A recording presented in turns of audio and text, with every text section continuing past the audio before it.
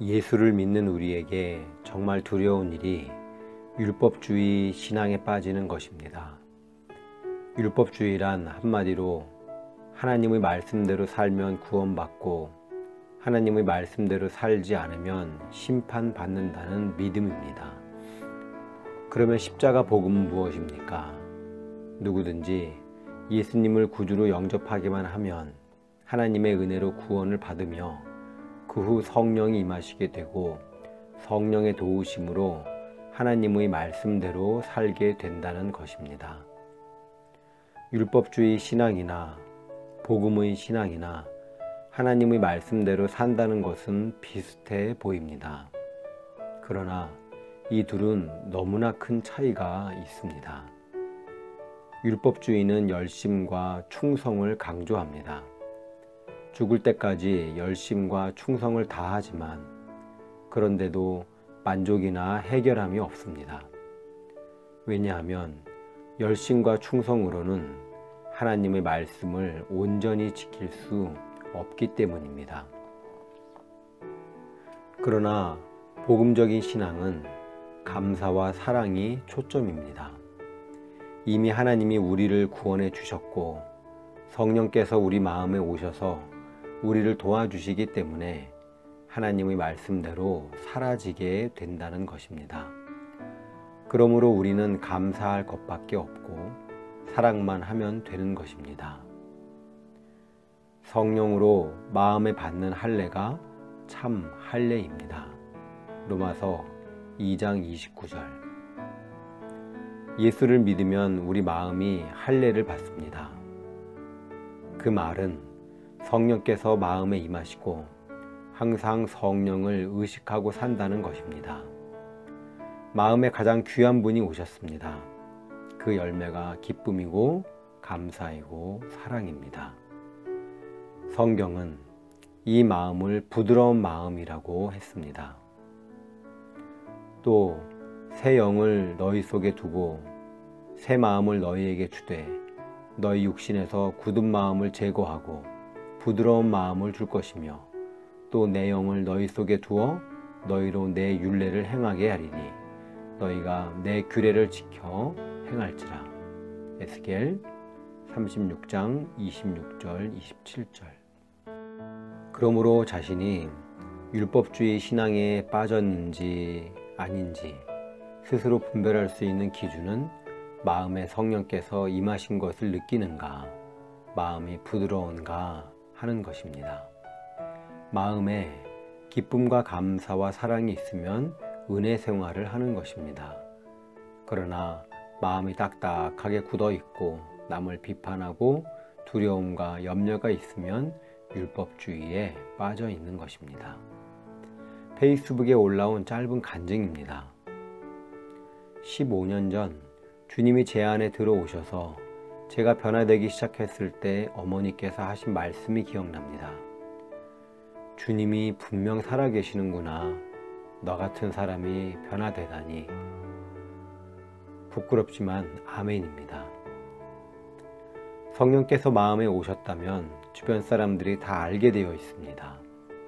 기쁨과 감사와 사랑의 사람이 되기 때문입니다. 그리스도인들 중에서 신앙이 성숙하지 못한 분들은 쓸데없는 것을 자랑합니다. 교단을 자랑하고 정통신앙을 자랑하고 은사를 자랑하고 담임 목사를 자랑하고 하나님의 기적이 많이 일어난다고 자랑하고 예배당이 크다고 자랑합니다.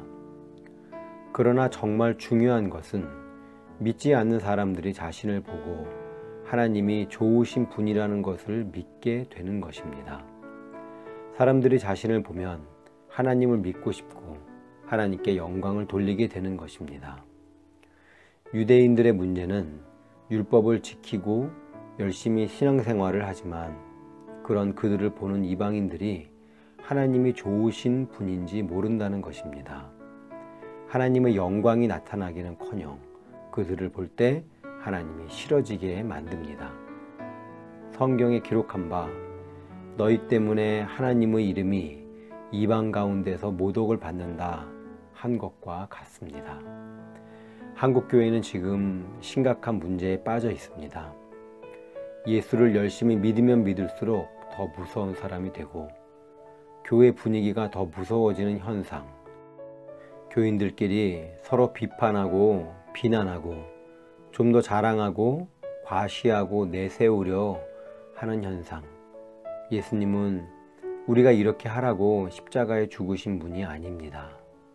우리는 예수 믿을 때 마음에 할례를 받은 사람들입니다.